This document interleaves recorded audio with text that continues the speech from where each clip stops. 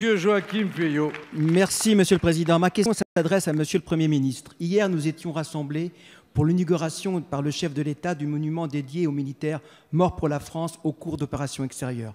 Nous saluons solennellement leur sacrifice. Demain, nous rendrons hommage aux victimes des attentats qui ont frappé notre pays le 13 novembre 2015. Nous avons une pensée émue pour les disparus, leurs proches et les rescapés. Nous ne les oublions pas. 4 ans plus tard, l'organisation terroriste Daesh ne dispose plus de territoire, mais ses derniers partisans sont éparpillés entre la Syrie et l'Irak.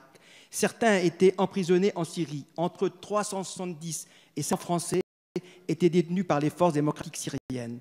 Le 9 octobre dernier, l'offensive turque dans le nord de la Syrie a replongé la région dans l'incertitude. Plusieurs centaines de djihadistes ont pu s'échapper. Vendredi 8 novembre, les autorités turques annonçaient la capture de 287 membres de Daesh échappés des prisons kurdes. Dans la foulée, le ministre de l'Intérieur turc annonçait l'expulsion des combattants étrangers vers leur pays d'origine. Aujourd'hui, nous apprenons que 11 Français devraient être transférés vers la France dans les jours à venir. Pouvez-vous nous indiquer les profils de ces personnes et les conditions de ce transfert? Le retour des djihadistes vers la France inquiète à juste raison nos compatriotes. Depuis 2014, un protocole dit Cazeneuve prévoit que les policiers français se rendent en Turquie pour s'assurer que ces individus soient judiciarisés dès leur retour sur le territoire national. Ce protocole s'appliquera-t-il pour tous les cas de transfert? Monsieur le Premier ministre, d'autre part, je souhaite que vous puissiez nous indiquer le nombre de Français détenus par les forces kurdes et par la Turquie actuellement.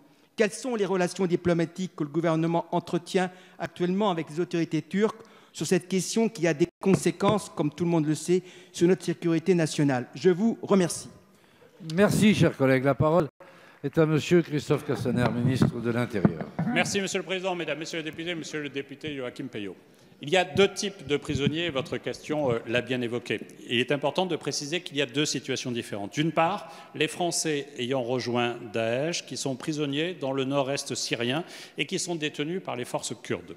Je voudrais rappeler le principe qui est celui de la... Nous souhaitons que ces prisonniers puissent être jugés au plus près de là où ils ont commis leurs actes criminels.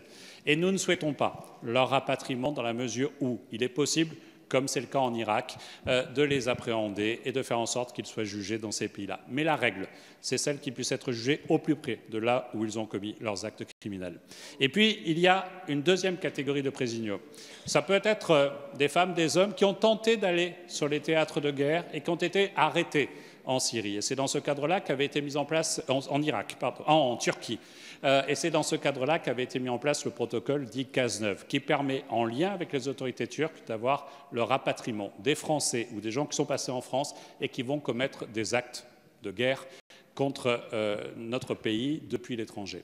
C'est sur cette base-là que nous procédons, je dirais, presque chaque semaine avec la Turquie.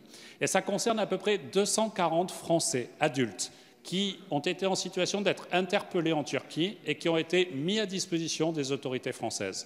Le protocole Cazeneuve est très clair et il fonctionne bien avec les autorités turques.